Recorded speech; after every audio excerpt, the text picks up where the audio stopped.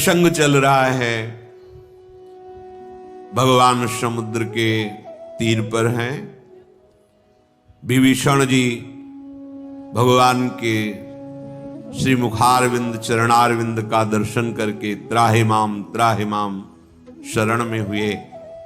भगवान ने उन्हें लंकेश करके संबोधन किया। वो कह रहे अहो भाग्य मम अमित अति राम कृपा सुख पुंज देख्यो नयन बिरंच शिव सेव्य जुगल पद। आज मेरे अहो भाग्य हो गए क्योंकि प्रभु का साक्षात दर्शन हुआ और प्रभु ने मुझे स्वीकार किया। भगवान कहते हैं कि विभीषण जी मेरा एक स्वभाव है, उसे बड़े बड़े महापुरुष जन जानते हैं, भगवान शंकर जानते हैं, कागभूषण जी जानते हैं, जगदम्बा जानती हैं, बड़े बड़े जो महान ज्ञानी जन हैं मेरे स्वभाव को जानते हैं। मेरा स्वभाव है कि कोई पूरा विश्व द्रोह करने वाला हो, चराचर जगत का अपराध करने वाला हो, वो मेरी शरण में भयभीत होकर आ जाए तो मैं उसे त्यागता नहीं हूं। उसके छल को, कपट को, मोह को, मद को, मान को, ईर्ष्या को, इन सब को मिटा करके तज मद मोह कपट छल नाना करऊं सद्यते ही साधु, मैं उसे संत बना देता हूं, मैं उसे महात्मा बना देता हूं, महापुरुष बना देता हूं। जो अपने माता पिता भाई बंधु परिवार रिश्ते नाते सबकी सेवा करता है पर ममता केवल मेरे चरणों में रखता है। सब कर मांगे एक फल राम चरण रति हो, उसके हृदय में समदर्शिता प्रकट हो जाती है। कामनाएं उसके हृदय की नष्ट हो जाती हैं। उसके हृदय में ना हर्ष होता है, ना शोक होता, ना भय होता है। किसके हृदय में? जिसने सब जगह की ममता केवल मेरे चरणों में रख दी है। मैं ऐसे भक्त को ऐसे प्यार करता हूं जैसे लोभी आदमी अपनी संपत्ति से प्यार करता है। ऐसे मैं अपने हृदय से उस भक्त को प्यार करता हूं जिसने कहीं कोई ममता आसक्ति नहीं की, केवल मेरे चरणों में ममता रखता है। और हे विभीषण, तुम जैसे संत मुझे बहुत प्रिय हैं। तुम्हारे जैसे संतों के ही कारण मैं ये अवतार ग्रहण करता हूं। हे लंकाधिपति, विभीषण जी को दोबारा भगवान ने कहा, हे लंकाधिपति विभीषण, तुम में सारे भागवतिक गुण विराजमान है, इसलिए तुम मुझे बहुत प्रिय हो। भगवान के वचन सुनकर के हनुमान जी और सब जो यूथपति खड़े थे, जय हो करुणा निधान भगवान श्री राम की जय हो। प्रभु की वाणी विभीषण जी के कानों में मानो अमृत घुल रहा हो। प्रभु ने मुझे स्वीकार कर लिया। बार बार खड़े होते हैं, भगवान के रूप के दर्शन करके फिर चरणों में गिर जाते हैं। हृदय में प्रेम नहीं समा रहा, विकलता है। विभीषण जी ने कहा, प्रभु आपने दोबारा भी लंकाधिपति कहा, लंकेश कहा। आप अंतर्यामी हैं, चराचर के स्वामी हैं, सब कुछ जानते हैं। प्रभु आप जो ये लंकेश कहते हैं वो आप चराचर जगत के स्वामी अंतर्यामी हैं। थी वासना हृदय में, स्वीकार किया। उर कछु प्रथम वासना रही। ये बहुत सावधानी का विषय है। हमारे प्रभु ऐसे स्वभाव वाले हैं। यदि आप कोई वासना लेकर इस मार्ग में चलेंगे तो सबसे पहले आपको उस वासना का सानिध्य मिलेगा। भक्तमाल जी में एक चरित्र आता है कि एक भक्त बाल्यावस्था से भजन कर रहे थे। वो जब यौवन अवस्था को प्राप्त हुई तो एक बगीचे में आसन जमाए हुए थे, भ्रमण करते थे। वहां देखा राजा है, राजा के साथ बहुत सी नौ युवतियां, सब सेवा सत्कार खान पान वैभव, सब दास दासियां। उनके मन में लगा कि बचपन से भगवान के मार्ग में देखो कैसा आनंद लूट रहा है। बस यही समझना है, ये बुद्धि कभी भी धोखे में डाल सकती है। कैसा है देखो, सब इनकी आज्ञा का पालन कर रहे हैं। 9 युवतियां सेवा में, भोग सामग्रियां उत्तम से उत्तम, सुख तो है ही। बस ये सबसे घातक बात है कि हमारा अंतःकरण ये स्वीकार कर ले कि इस भोगों में सुख है, मारा गया साधक। अब वर्तमान में तो विरक्त भेष है, साधन भजन तो हुआ ही, पर अब विक्षेप पड़ने लगा कि है ना सुख इसमें, ऐसा दिखाता है मन। जो कितने आनंदित है ना, कार से पूरा परिवार चल रहा है, उतरे लड़का बच्चा पत्नी, अब वो पता नहीं कई दिन भोजन मिले ना। जो वैराग्य का पहले जीवन होता तो एक जगह रुकना नहीं है, किसी नदी का किनारा या गांव में कभी रुकना नहीं है, गुरुजनों के आदेश होते थे। यौवन अवस्था है, किसी के घर दरवाजे पे नहीं रुकना, किसी मंदिर या वृक्ष के नीचे, ऐसे। वो जो सन्यास मार्ग बड़ा कठिन मार्ग है, उसमें वो विरक्त भेष, पर मन में वो वासना की राजा और ये राज सुख है ना। तो जब शरीर छूटा तो अगला जन्म जो उनको मिला, जो कोल्हल्य जी का चरित्र है, उसमें वो राजा के ही मित्र बने और ऐसे बने कि वो मित्र बिल्कुल जैसे राजा का वैभव ऐसे उसका वैभव, वही खान पान भोग सब सामग्री भगवान ने दी। पर कृपा बड़ा भाई महाभागवत, ये देखो कृपा, विषय दिया पर संग दिया महाभागवत। न एक बार भी रामकृष्ण हरि नहीं बोलना उसको। देखो कहां भजनानंदी महात्मा और वासना ने कहां फंसा दिया, पर भगवान साथ में संरक्षक दे दिए। बड़े भाई ने कहा कि तुम अच्छे गीत गा लेते हो लेकिन संसारिक गाते हो, ये सब सुख भोग जिसमें तुम लगे हो समय नष्ट होता है, कभी तो बात हमारी मान लो। वो अपने बड़े भाई को भगवान की तरह मानते, ये जानते थे हृदय में कि मैं बहुत गलत आचरण करता हूं, पर भगवान की ऐसी कृपा है, मेरा भाई महान भक्त है, तो आदर भगवान की तरह उनका। चलो हमारे साथ द्वारिकाधीश के दर्शन के लिए। कई बार आप लोगों ने सुना, जब वहां गए तो बोले ठाकुर के सामने उनको लीलाओं का गान करना है, कोई पद सुनाओ। तो बड़े सकुचे कि हम तो रजोगुणी गीत गाने वाले, कहां प्रभु के। बोले नहीं सुनाओ ना, तो ब्रज लीला संबंधी पद सुनाए। जीव सुनाए तो द्वारिकाधीश बोल पड़े वाह वाह वाह, प्रभु बोल पड़े। और अपने निजी सेवक को माला प्रसाद, वो पीछे जो खड़े हैं उनको जाके दे जा। जब उनके नजदीक गए बोले प्रसाद आपको, बोले हमारे भाई को भेजा होगा, क्योंकि वो भजनानंदी बचपन से भजन में तो नीच विषयी। हाँ बोले नहीं नहीं आपके लिए हो। बड़े भाई को जलन हो गई कि इतना भजन करते हो भगवान हमारा तो, और इसको आज हम ही लाए, नहीं तो उद्दंडता करता। सब आचरण थे जो राजाओं के होते, सब आचरण वैसे, खान पान व्यवहार सब वैसे। उनको इतनी ईर्ष्या हुई कि समुद्र में कूद गए। जब डूबे समुद्र में तो द्वारिकाधीश के पार्षद उनको ले गए द्वार। अब तसल्ली हुई, दिव्य द्वारिका, दिव्य भगवान के दर्शन। भगवान ने कहा बैठो, प्रसाद लाओ, पत्तल लगाओ। बड़े खुश हुए कि उनको तो वहां प्रसाद मिला, मुझे तो साक्षात द्वारिकाधीश पास। बोले एक पत्तल और लगा। वो किसके लिए? बोले तुम्हारे भाई के लिए। और जलन पे या भी।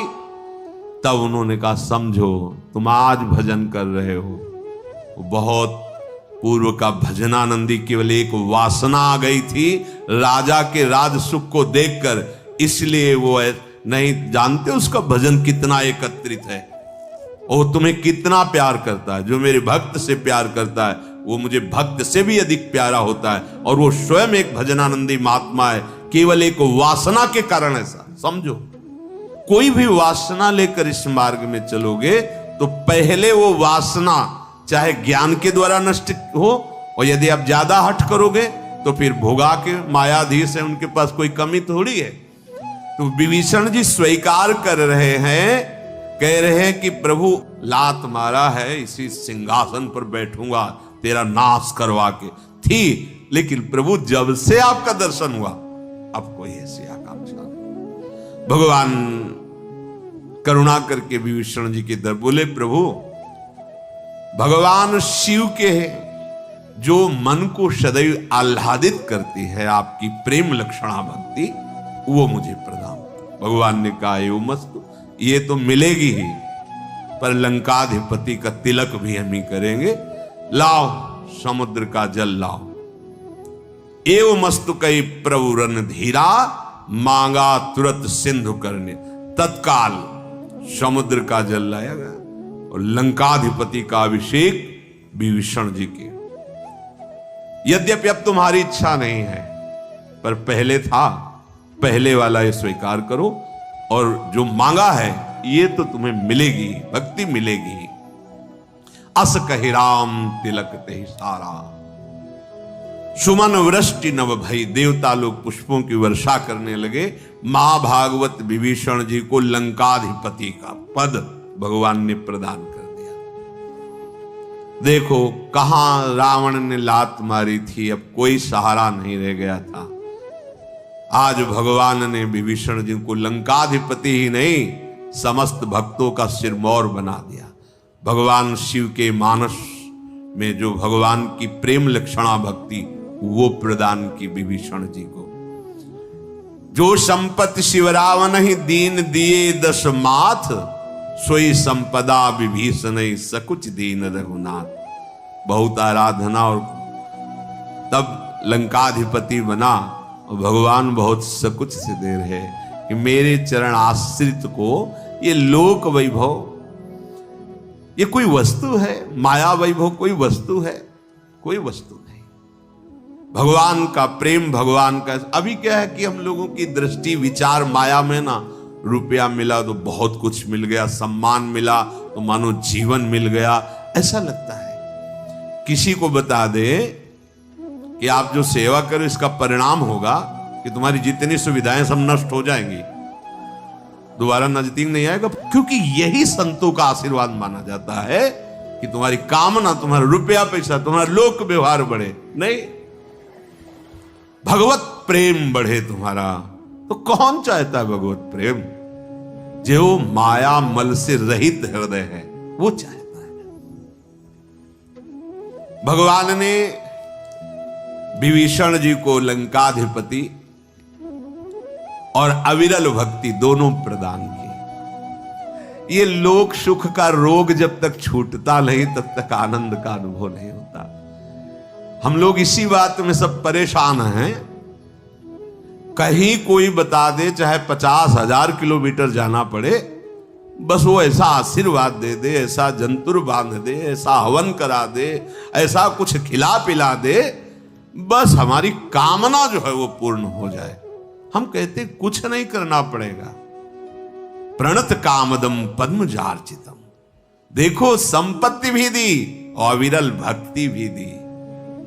वो संपत्ति, जो संपत्ति शिवरावन ही दीन दिए दस मात, सोई संपदा विभीषण सकुच दीन है, कुछ नहीं है ये, ऐसा मान के दे रहे।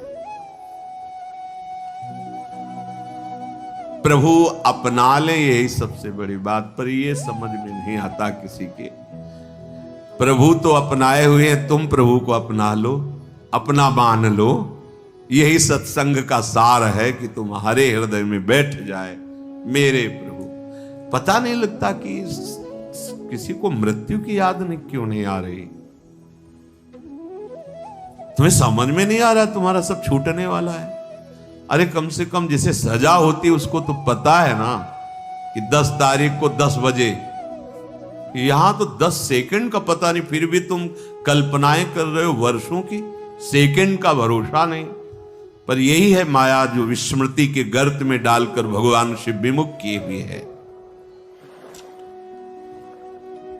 सबके हृदय में बसने वाले प्रभु नीति की रक्षा करते हुए काहे बानर राज सुग्रीव और लंकाधिपति विभीषण, अब सलाह दो कि समुद्र कैसे पार करें। क्योंकि बड़े बड़े मगरमच्छ हैं, सांप हैं, बड़ी बड़ी मछलियां हैं जो एक झटके में लील जाएं बड़े से बड़े यूथपति को। ये अपार समुद्र है, इसको पार किए बिना रावण पर आक्रमण नहीं किया जा सकता। इसलिए हे सुग्रीव जी, हे विभीषण जी, जिनका नाम भव समुद्र से सहज में पार कर देता है वो भगवान पूछ रहे हैं। विभीषण जी ने कहा रघुनाथ जी, हमें पता है कि अगर एक बाण संधान करें तो करोड़ों ऐसे समुद्र सूख जाएंगे संधान करने मात्र से। पर प्रभु उचित यही रहेगा कि आप समुद्र की विनय करें और वो मान जाए और रास्ता आपको दे दे, तो इससे आपका सुयश होगा। समुद्र पूर्वज भी है, या कोई वो उपाय बता सकते हैं या रास्ता दे सकते हैं। आप समुद्र से प्रार्थना करें। विभीषण जी ने, श्री राम जी ने कहा, आप सबने मिलकर बहुत सुंदर उपाय बताया, ऐसा किया जाएगा तो दैव सहायक होगा। लक्ष्मण जी के मन में सलाह अच्छी नहीं लगी।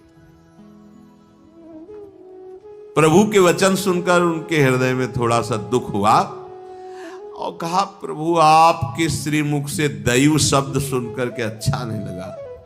विनय करेंगे, प्रसन्न होंगे, दैव फिर कोई मार्ग बनेगा। नाथ दैव कर कवन भरोसा, शोषी सिंधु करी कर रोषा। अभी मन में थोड़ा अग्नि बाण संधान करो। अभी क्या प्रभु कादर मन कहूं एक अधारा, दैव दैव आलसी पुकारा। प्रभु जो ये तो आलसी प्रवृत्ति है, दैव है, तुरंत अग्निबाण संधान करो, प्रार्थना की जरूरत नहीं। भगवान शेष हैं, को लगता है कि हमारे प्रभु आंख मूंद के बैठ के हाथ जोड़े समुद्र से प्रार्थना करें। भगवान हंसे और कहने लगे, ऐसा ही करेंगे, पर मन में धैर्य धारण करो। पहली बात तो जो विभीषण जी ने कही वो हम करेंगे। प्रणाम किया समुद्र को, किनारे पर कुशासन बिछाया और बैठ गए। जब विभीषण जी प्रभु के पास आ रहे थे तो रावण ने उनके पीछे अपने सीआईडी भेजे, गुप्तचर। क्या होता है, राम स्वीकार करते हैं या तिरस्कार कर देते, क्या होता है, गुप्त रूप से जाओ और देखो ऐसा रूप धारण करना कि उनमें मिल जाओ, कोई जान न पावे। तो उन्होंने बानर का रूप धारण किया था माया से और सब बानरों में मिल गए थे। जब देखा कि विभीषण जी को भगवान श्री राम लंकाधिपति कहा और इतना प्यार दिया, उनको रहा नहीं गया और वो जोर जोर से बोला, ऐसा स्वभाव तो मैंने कहीं नहीं देखा। कितना शरणागत पर प्यार, वाह! प्रभु श्री राम कितना अपने शरणागत पर दुलार करते हैं। अहोभाग्य मेरे जो मुझे इस भेजा गया और मैं ये देख पाया। जो बानर युद्धपति थे, भेजा गया और मैं ये देख पाया, मतलब ये हमारी सेना के नहीं है। बानरों ने तत्काल उनको पकड़ा, कौन हो, असली रूप में आओ, क्योंकि तुम्हारी भाषा बता रही तुम हमारे परिकर के नहीं हो। प्रभु के स्वभाव की जय जयकार करना तो ठीक, पर मुझे भेजा गया और मुझे ये दर्शन मिला, ये सौभाग्य। कहां से आए हो, कौन हो? अब जल्दी थोड़ी कोई अपनी भेद बता देता है। तो वे अपना स्वभाव शुरू किया, पूंछ से बांध के थप्पड़ लात पिटाई। वो चीखने लगे, मारो मत, मैं रावण का गुप्तचर हूं। जब विभीषण जी वहां से चले थे तो मुझे भेजा गया था, तो मैं बानर रूप से ये सब देखकर रहा नहीं गया कि प्रभु का कैसा करुणामय स्वभाव। बांधा, उनको सुग्रीव जी के पास ले गए। ये गुप्तचर हैं रावण के। सुग्रीव जी ने कहा, जान से तो मत मारो, गुप्तचर हैं, पर अंग भंग कर दो इनके। सुग्रीव के वचन सुनकर के पूरी वानर सेना में घुमाया और पिटाई शुरू की। वो बहुत प्रकार से दैन्यता पूर्वक कहते हैं, मुझे छोड़ दो, पर कोई नहीं सुन रहा। तो उनका तुम सबको श्री राम की कसम अगर एक थप्पड़ मारो हमें अब सब रुक गए। वो समझ गए थे कि एक ही उपाय अब रह गया। उन्होंने कहा जो हमार हर नासा काना ते कोशलाधीश का सूप न खा।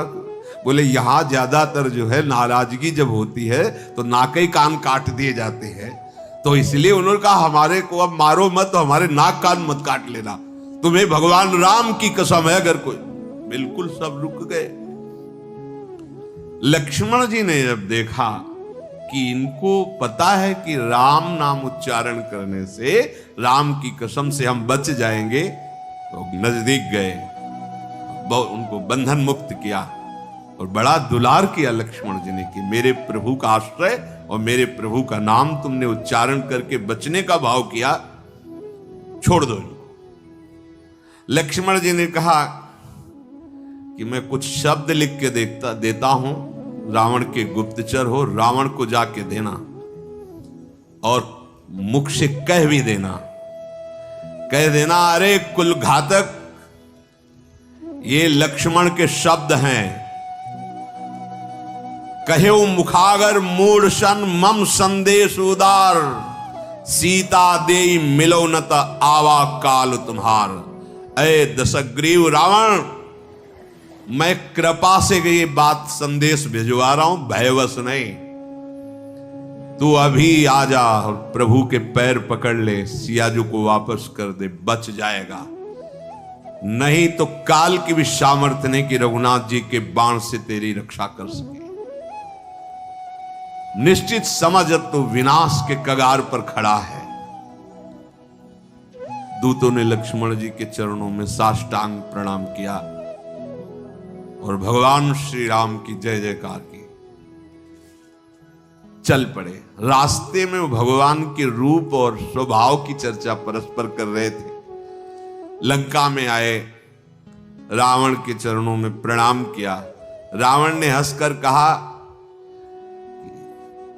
बहुत मुंह लटकाए हुए हो, क्या हुआ? हंसकर कहा, क्यों अपनी कुशल नहीं बता रहा? तो उसने बताया कि कुशल ना हमारी है और ना तुम्हारी है महाराज। विभीषण जी को जाते ही राम जी ने लंकाधिपति बना दिया है और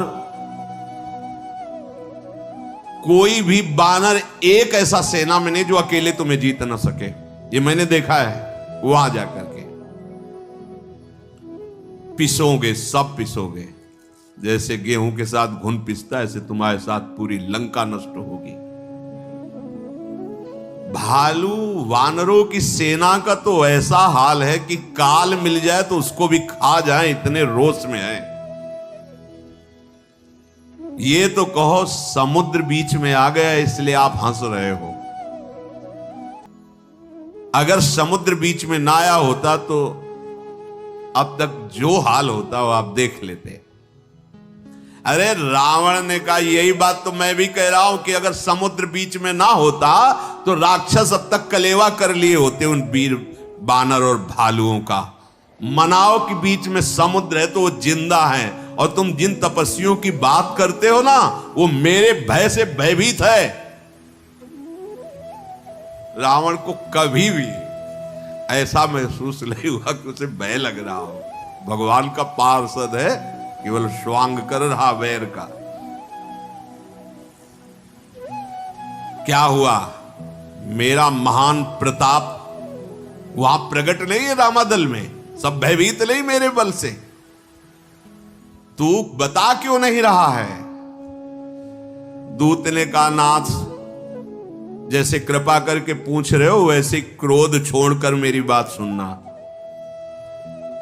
जब आपका छोटा भाई श्री राम जी से मिला, राम जी ने पहुंचते ही लंकाधिपति बना दिया और धीरे से हमारा भेद खुला कि मैं रावण का गुप्तचर हूं। तो महाराज इतनी पिटाई हुई कि पूरा शरीर दर्द कर रहा है। वो तो कहो राम जी की शपथ दिला दी, ले शूर्पणखा की जैसी हमारी हालत हो जाती, हमारे भी नाक कान काट लिए जाते।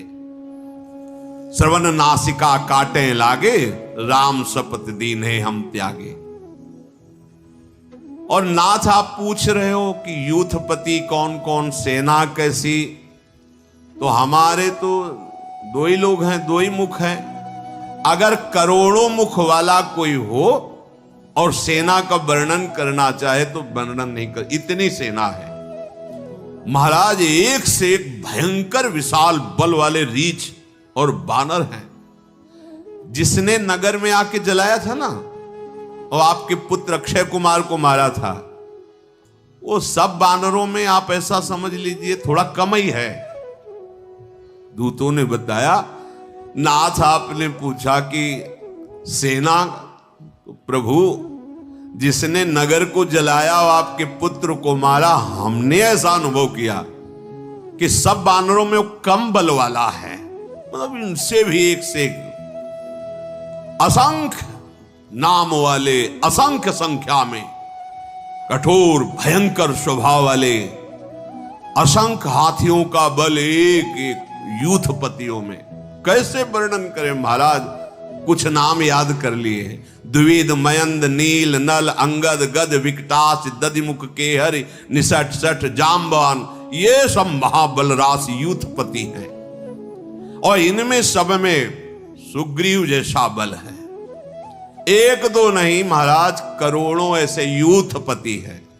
श्री राम की कृपा से अतुलनीय बलशाली है। इस समय उनमें ऐसा बल बढ़ा है कि त्रिभुवन को तिनका समझ रहे हैं, बस आदेश की जरूरत है।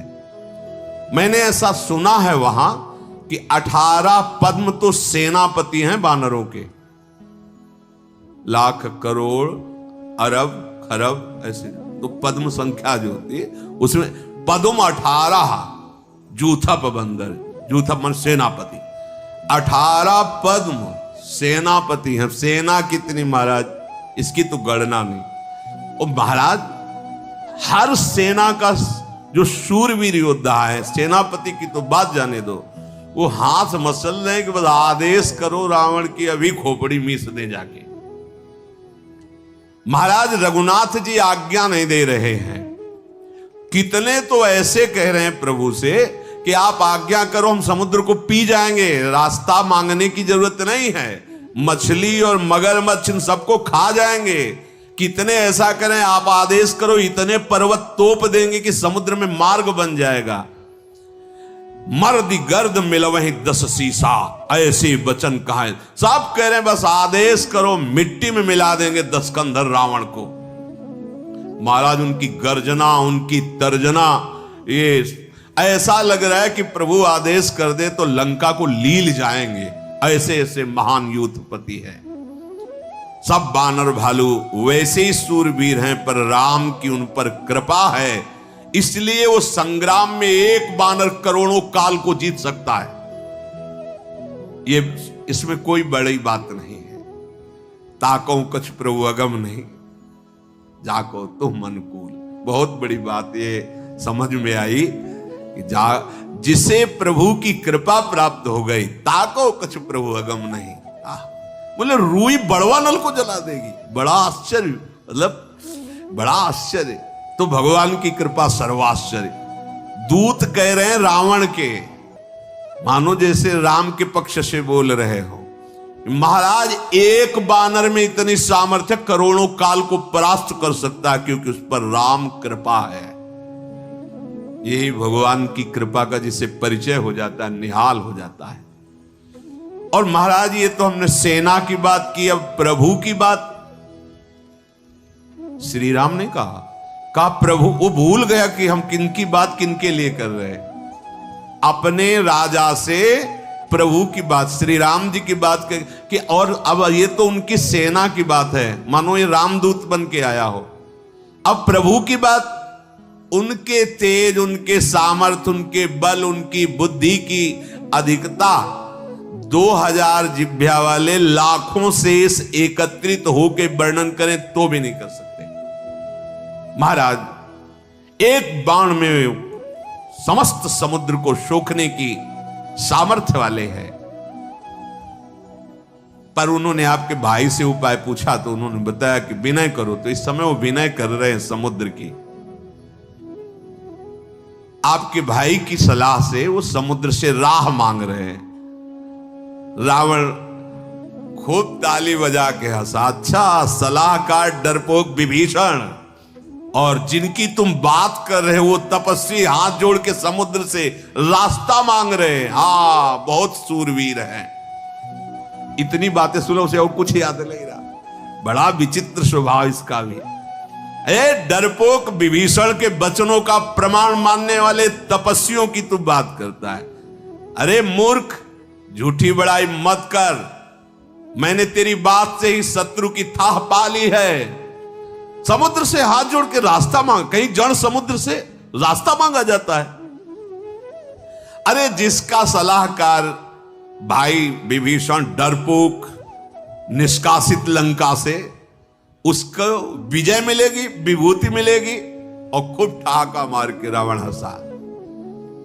रावण के वचन सुनकर जैसे रामदूत को क्रोध आ जाए, ऐसे रावण के दूत को क्रोध आ गया और कहा, महाराज ये थोड़ी पत्रिका दी है, छोटे भैया ने पढ़ लीजिए।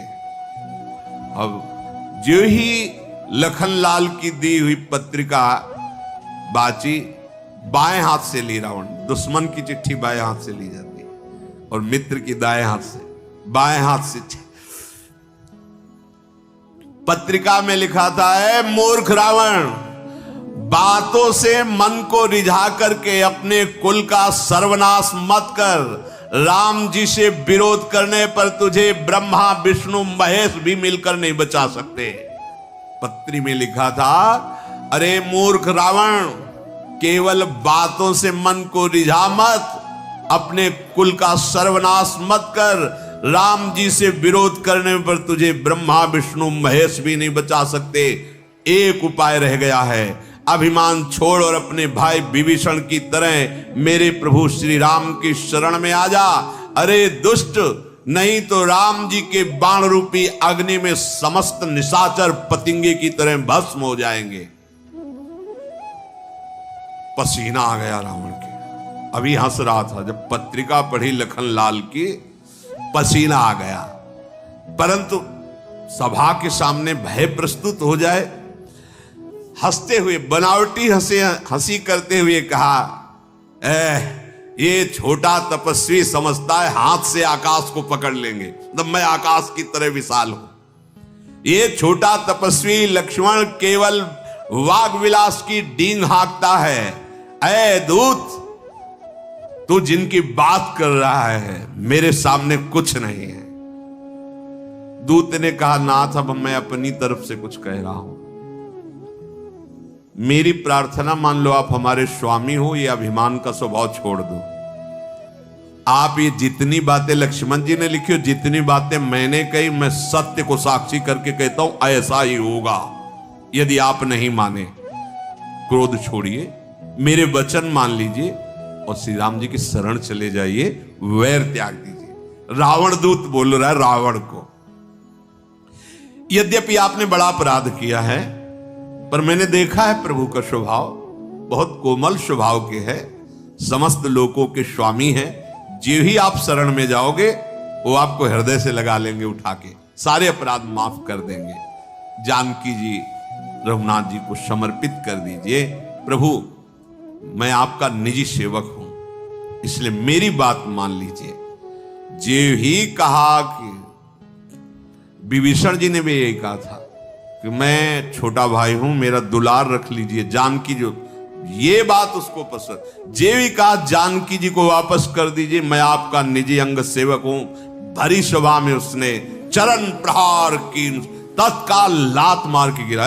जानकी के वापस की बात, मानो मेरे परम कल्याण की बात तू बिगाड़ रहा है। नहीं,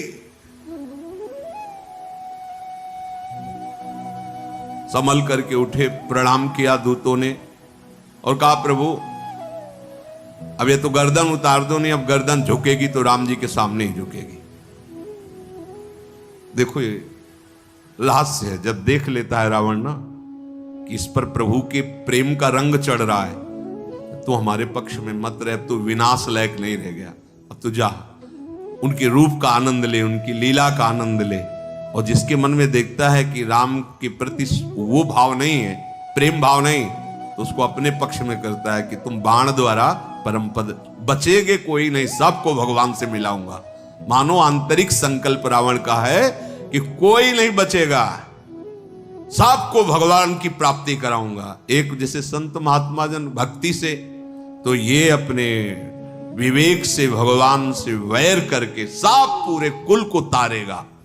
जिसको अंदर देखता है कि भगवान की भक्ति आ गई है तो अपमानित करके भगा, लंका में प्रवेश नहीं, जाओ रामादल।